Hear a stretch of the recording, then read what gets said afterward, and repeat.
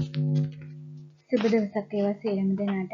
අද අපි මේ වීඩියෝ එක අරන් ඇවිල්ලා තියෙන්නේ ලංකා බැංකුවේ ට්‍රේනින් ස්ටාෆ් ඇසිස්ටන්ට් පෝස්ට් එකට මේ දිනවල අයදුම්පත් කැඳවලා තියෙනවා. ඒ පිළිබඳව වීඩියෝ එකට යන්න කලින් මම ඔයගලන්ට මතක් කරනවා අපේ YouTube channel එක subscribe කරලා ඒ ළඟම තියෙන bell icon එක click කරලා තියාගන්න. එතකොට මේ වගේ videos දාපුවම ඔයගලන්ට බලා ගන්න පුළුවන්.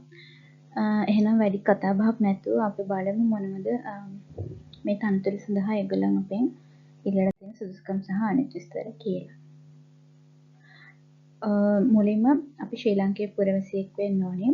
ඒ වගේම අධ්‍යාපන සුදුසුකම් විදියට අපේ සාමාන්‍ය පෙළ විභාගයේදී මව් භාෂ, ගණිතය, ඉංග්‍රීසි භාෂාවත් එක්ක තවත් විෂයන් 5කට සම්මාන සාමාර්ථ සහිතව එක් වර්ගදී විෂයන් 6කින් සමත් වෙන්න ඕනේ කියලා තියෙනවා.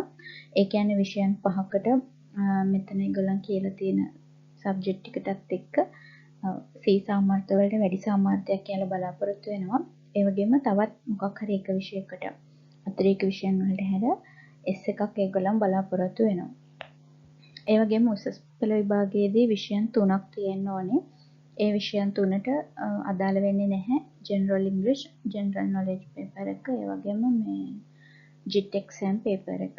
ඒව නැතුව ප්‍රධාන විෂයන් ධාරාවලින් subject 3ක් පාස් වෙන්න ඕනේ. වෙනත් සුදුසුකම් විදියට පුද්ගල සබඳතා සංනිවේදන හැකියාව, උත්සාහය, කැපවීම, ඒ වගේම ඉලක්කවලට සේවය කිරීමේ හැකියාව බලාපොරොත්තු වෙනවා. වයස මේ අයදුම් පත්‍ර බාර ගන්න අවසාන දිනට වයස 24ක් හරි ඊට අඩුවෙන් හරි තියෙන්න ඕනේ. මේ තනතුරේ පුහුණු කාල සීමාව වසර 2ක්. ඒ වසර දෙක තුළදී පළමුවන වසර සඳහා රුපියල් 55,000කුත් මාසෙකට සහ දෙවැනි වසර සඳහා මාසෙකට රුපියල් 70,000ක දීමනාවක් ගෙවනු ලබනවා. ඒ වගේම මේක සාමාන්‍ය බැංකුවේ නියමයන් සහ කොන්දේසි වලට යටත් වෙන සාමාන්‍ය බැංකු සේවා ධාරාවට අයත් වෙන රැකියාවක්. පුහුණු කාල සීමාවේ තුළදී බැංකුව ඒ සේවය පිළිබඳ සෑහීමකට පත් වෙනවා නම් ආණ්ඩලික සහකාර පළවෙනි ශ්‍රේණිය ස්ථිර කරනවා. ඒ වගේම නිවාඩු දිනවල කාර්යාල වේලාවෙන් පසුව සේවය කරන්න සිද්ධ වෙනවා කියලා තියෙනවා. ඒ වගේම අනිවාර්යයෙන්ම වසර 5ක කාල සීමාව පුහුණු කාල සීමාව ඇතුළුව තමන් අනියුක්ත කරන පළාතේ සේවය කරන්න ඕනේ. ඒක කළමනාකාරීත්වය විසින් වෙනත් මොකක් හරි තීරණයක් අනුව වෙනස් වෙනත් නිසා ඒ වසර 5 අනිවාර්යෙන් අපි පත් කරන පළාතේ ඉන්න ඕනේ. තෝරගන්න පටිපාටිය තියෙන්නේ මුලින්ම විභාගයක් තියලා ඒ විභාගයෙන් කට්ටිය තෝරගන්න ලකුණු අනුව ඊට පස්සේ පැවැත්වෙන සම්මුඛ පරීක්ෂණය ගන්න ලකුණු අනුව තමයි මේ තනතුරු සඳහා තෝරගන්නේ. මේ විභාගය පවත්වන්නේ සම්මුඛ පරීක්ෂණය සඳහා ලැයිස්තුගත කරන්න පමණයි. විභාගයේදී පේපර් දෙකක් ලැබෙනවා. පළවෙනි ප්‍රශ්න පත්‍රයේ සාමාන්‍ය දැනීම, බුද්ධි පරීක්ෂණය සහ තොරතුරු තාක්ෂණය කියන අංශ වලින් දැනුම අපේක්ෂා කරනවා. දෙවෙනි ප්‍රශ්න පත්‍රයේ ලැබෙන්නේ ඉංග්‍රීසි භාෂාව පිළිබඳ හැකියාව මැනගන්න.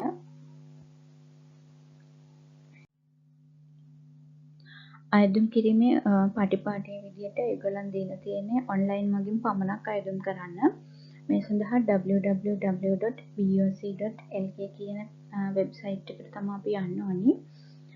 2025 5/24 වෙනි දින හෝ ඊට පෙර අපේ අයදුම් පත්‍ර යොමු කරලා ඉවර වෙන්න ඕනේ. ඒ වගේම මතක් කරන්න ඕනේ මේගොල්ලන්ගේ දීලා තියෙන උපදෙස් අනිවාර්යෙන් හොඳින් කියවන්න. කවුරු හරි කෙනෙක් පළාත් එකක් හෝ ඊට වැඩි එකක් හෝ නෙමෙයි එකකට වැඩි ප්‍රමාණයක් තෝරලා තියෙනවා නම් අයදුම් පත්‍රය රිජෙක්ට් වෙන්න එක හේතුවක්. ඒක නිසා මතක ඇතුව ඕගොල්ලන්ට කැමැතිම පළාත එකක් විතරක් තෝරන්න. ඒව තමයි මේකේ විස්තර. කාට හරි මේකේ ඇප්ලයි කරන විදිහ ගැටලුවක් තියෙනවා නම් මම ඇප්ලයි කරන්නේ කොහොමද කියලා වෙනම වීඩියෝ එකක් කරන්නම්. ඒ වීඩියෝ එක බලන්න. ඒ වගේම ආපහු වීඩියෝ එකක් අරන් එනකම් ඔයගලන්ට සුබ දවසක් කියලා ප්‍රාර්ථනා කරනවා.